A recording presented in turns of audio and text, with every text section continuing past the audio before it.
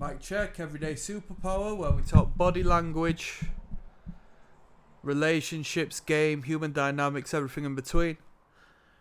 Today I'm going to talk about speaking. It is going to have a great crazy relation to your dating and to your, communications with women, but it's also going to apply to the open world. It's going to apply to your public speaking, to your speaking with the fellas, and speaking in the workplace and speaking in business and whatever suits you best. And it's quite a simple principle, really. And if you experience it of such, if you've experienced it, you will quite frankly understand and agree with me, no doubt. What I'm going to tell you is you must speak about what you love, what you are fascinated by, what you are emotionally connected to. And what this will do is supercharge, and it will colour what once was a set of grey and black and white words and bring them alive with vibrant colour. You'll be able to create emotional connection and really engage whom you are speaking to and really have them enjoy your company, because what you speak of has some degree of depth, and with it having depth, it will be perceived as having value. Yes? Instead of just talking for the sake of talking. Nobody likes that. Everybody has to experience that when they speak to that person. They just talk because they like... Well, we say it's because they like to hear their own voice. It's not necessarily the case. Maybe they hate their own voice, and it's an overcompensation of such because they have to always create attention to themselves, not knowing that they would create a more positive reflection of themselves if they just shut the heck up for one moment, That's game. So when we speak of what we love, and we are emotionally attached to it, let's say you're a writer and you love writing, you write each and every day, and this is going to really emphasize the men out there that are men. Yeah, listen to me when I say this. This is going to really apply to the men who have got purpose and the men who are pursuing purpose.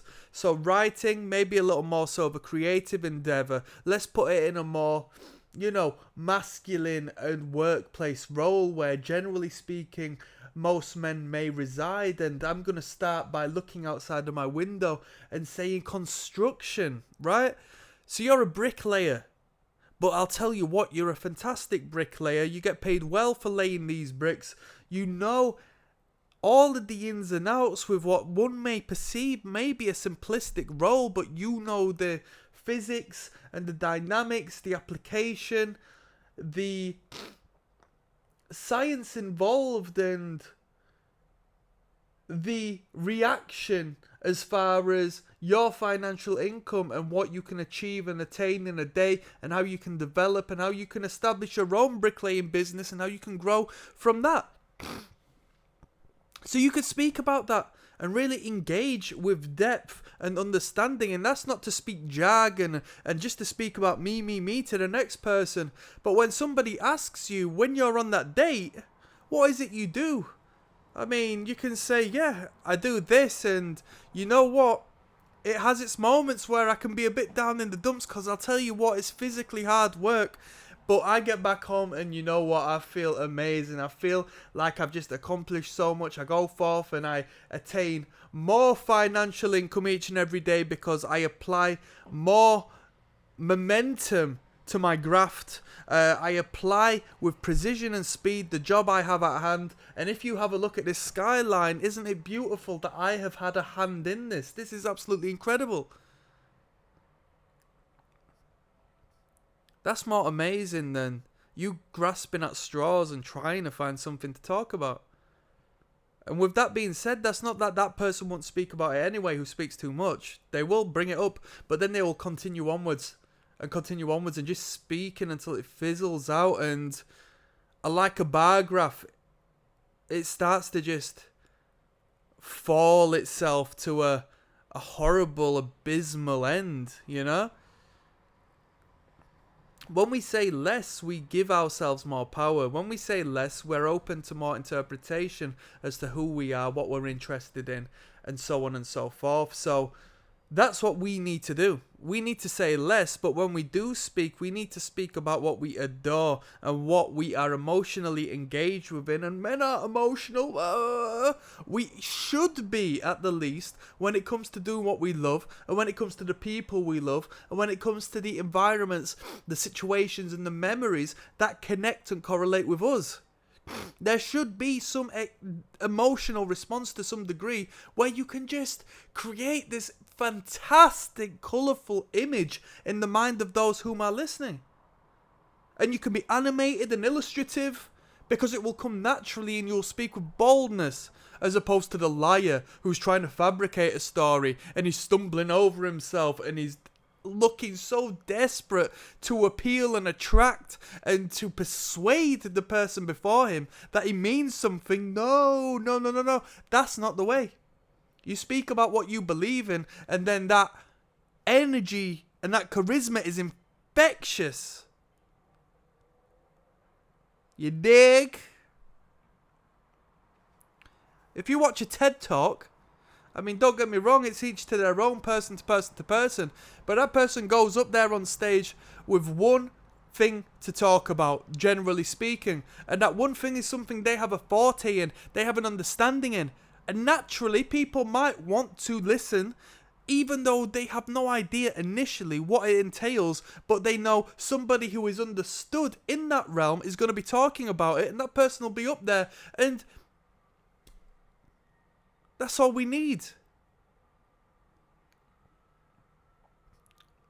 Let's say I'm not a bricklayer and I've put a few bricks down to help my dad, and I'm trying to gas it like that's me. It's just a minor experience in my life, and it doesn't correlate to any, real portion of who I am and my soul and spirit. So when I speak about it, it's just going to be boring conversation and momentary and just nothing, man.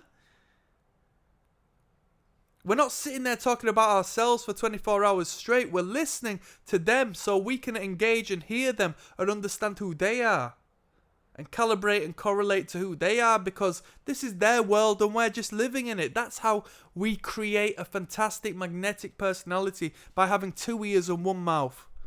And then when we do talk, we speak with such magic that we leave that person spellbound. That's game! That's spiritual, occult, esoteric game! On that note, I'm signing out, people. Click like and subscribe. As always, I'm uploading each and every day. 2 links down in the description. One of them will take you through to the catalogue of body language.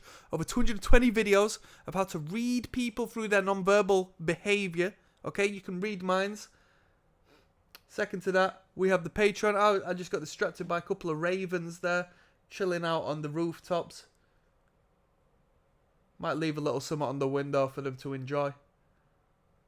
Second to that is the Patreon, where you'll join me in watching footage of real life first dates between real people. I'll break down attraction body language, repulsion body language. You'll see it manifest in the real world because we all are hardwired in the same way. And then you take that game wherever you want. It's the real game. I'm signing out.